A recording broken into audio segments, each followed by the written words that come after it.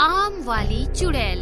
एक जंगल के किनारे छोटा सा गांव बसा हुआ था। गांव काफी छोटा था। गांव के लोग काफी गरीब और भोले भाले किसान थे। किसानों की खेती जंगल की तरफ थी। वो कच्चे रास्ते से चलकर अपनी खेती करने जाते थे। जंगल और गांव के बीच एक काफी पुराना फार्म हाउस था। वो आमों के पेड़ पौधे से ढका हुआ था। काफी बड़ा बगीचा था आमों का। उन पर आम लगना अभी शुरू नहीं हुआ था। एक दिन एक किसान और उसकी पत्नी वहाँ से गुजर रहे थे। ए जी, ये आम का बगीचा किसका है? मुझे भी नहीं पता किसका है ये फार्म हाउस दिख रहा है ना, वो मेरे पैदा होने के पहले से यहाँ है। पता नहीं किसका है, कौन संभालता है भागदौड़। मैंने पिताजी से पूछा था तो वो बोले कि होगा किसी शहर के आदमी का। शहर के लोग गांवों में जमीन जायदाद लेकर रखते हैं, लेकिन सच बताऊं तो इतने सालों में कभी मैंने किसी को यहाँ आते जाते नहीं देखा। बड़ा सुंदर बगीचा है ये। इस साल इसे आम लगने शुरू हो जाएंगे। आम के बगीचे में एक कुत्ता खड़ा था। उसने किसान और उसकी पत्नी की बातें सुन ली और वो भौंकता हुआ आम के बगीचे में भाग गया। कुत्ता बगीचे में एक आम के पेड़ के नीचे आया और उसने ऊपर देखा।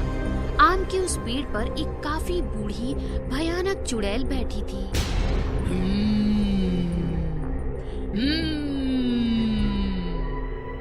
कुत्ता चुड़ैल की तरफ देखकर भौंकते हुए उसे कुछ बताने की कोशिश करने लगा। क्या बात है राजू, किसको देखा है तुमने?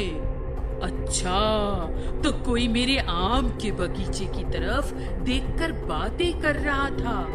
करने दो बातें। इस साल आम लग जाएंगे, फिर आम चुराने लोग जरूर आएंगे, फिर हम उनका मजा लेंगे। हाँ राजू, इतनी मेहनत से मैंने यहाँ आकर इस फार्म हाउस पर कब्जा किया है। ये इतना बड़ा आम का बगीचा खड़ा किया है। मैं एक भी आम किसी को चखने नहीं दूंगी। चल, अब पौधों को सड़े हुए मांस की खाद डालते हैं। ऐसा कहकर चुड़ैल ने आम के पेड़ से नीचे जमीन पर छलांग लगाई और वो कुत्ते का कान खींचती हुई वहाँ से निकल गई। धीरे धीरे दिन बीतते चले गए। ठंड खत्म होकर गर्मी का मौसम शुरू हुआ। आमों का पूरा बगीचा कच्ची कच्ची केरियों से लद गया और देखते देखते सारे पेड़ों के आम पकने लगे और पककर जमीन पर गिरने लगे। चुड़ैल और उसका कुत्ता पके हुए आम चूस चूस कर खाने लगे। मजा आ गया। बहुत रसीले और मीठे आम हैं। हाँ राजू, मैं जानती हूँ तू क्या कहना चाहता है। तू बोल रहा है आम मीठे हैं, लेकिन इंसानों के खून जितने मीठे नहीं, यही ना? बस थोड़ा सा और सब्र रख राजू, अब आम पक गए हैं। आम खाने लोग जरूर आएंगे, फिर हम उनको खाएंगे। ऐसा कहकर चुड़ैल जोर जोर से हंसने लगी।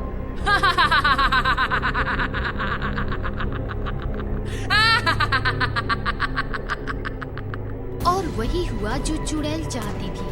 कच्चे रास्ते से अपनी खेती की तरफ निकले हुए लोगों को पके हुए आमों की महक आने लगी। साथ साथ पेड़ों पर लदे हुए पीले पीले पके हुए आम लोगों को आकर्षित करने लगे। क्या महक है। ऐसा लग रहा है दिन भर इस आम के बगीचे में बैठी रहूं और इतने आम चूसूं कि आप गुठलियां गिनते रह जाओ।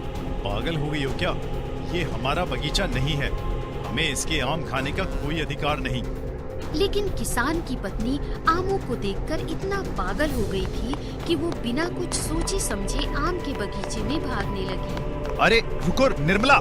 पत्नी भागते भागते बगीचे में आई तो उसके चारों तरफ पके हुए आम ही आम थे। वो एक पेड़ के नीचे आई और एक लटका हुआ पीला पीला आम हाथ से तोड़ने की कोशिश करने लगी कि तभी उसका हाथ किसी ने झट से पकड़ लिया। वो थी ऊपर बैठी भयानक चुड़ैल।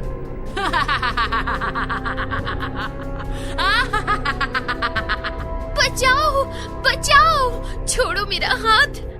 आम खाने आई है, रुक मैं खिलाती हूँ। तभी किसान वहाँ आ गया और उसने चुड़ैल को देख लिया। ओ चुड़ैल, छोड़ उसे, गलती हो गई, उसे माफ कर दे। तभी चुड़ैल का कुत्ता राजू आया और उसने किसान को काटना शुरू किया। बचाओ बचाओ! चुड़ैल ने किसान की पत्नी को ऊपर पेड़ पर खींच लिया और चुड़ैल उसका खून चूसने लगी। इस प्रकार चुड़ैल और उसके कुत्ते ने मिलकर किसान और उसकी पत्नी को मार दिया। इस प्रकार जो भी उस बगीचे में आम खाने आता, चुड़ैल और उसका कुत्ता उसका खून पीकर उसे मार देते थे। जैसे जैसे ये बात गांव वालों को पता चली, गांव वालों ने एक मीटिंग बुलाई। भाइयों और बहनों, गांव से बाहर जंगल के पास जो आमों का बगीचा है वो एक चुड़ैल का बगीचा है। इसीलिए कोई भी उस बगीचे में आम खाने के लिए ना जाए और ना ही अपने बच्चों को जंगल की तरफ जाने दे। इस प्रकार गांव के सारे लोग होशियार हो गए और उसके बाद कोई भी आमों के लालच में आकर उस चुड़ैल का शिकार नहीं बना। एक दिन की बात है, शहर का बहुत बड़ा बिजनेसमैन कार लेकर घूमने आया था। घूमते घूमते वो जंगल की तरफ चला आया और उसने आम का बगीचा देख लिया। बगीचा देखकर बिजनेसमैन पागल हो गया। ओह माय गॉड, क्या बगीचा है, क्या आम है, क्या महक है। अगर मैं इन आमों को इंटरनेशनल मार्केट में बेचूं तो बहुत कीमत मिलेगी। ऐसे आम मैंने जिंदगी में कभी नहीं देखे। तभी वहाँ से एक किसान गुजर रहा था। बिजनेसमैन ने उस किसान से पूछा, भाई ये बगीचा किसका है? अरे साहब, ये बगीचा एक चुड़ैल का है। आप इन आमों के चक्कर में बिल्कुल मत पड़ो। जो गया है वो जिंदा नहीं लौटा बगीचे से।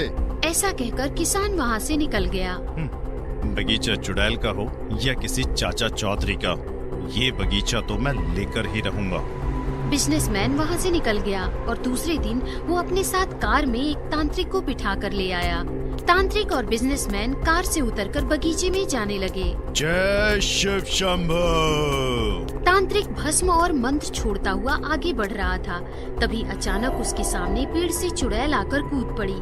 चुड़ैल का कुत्ता भी उनके सामने आकर भौंकने लगा। तांत्रिक, तेरा यहाँ क्या काम है? ए चुड़ैल, निकल जा यहाँ से।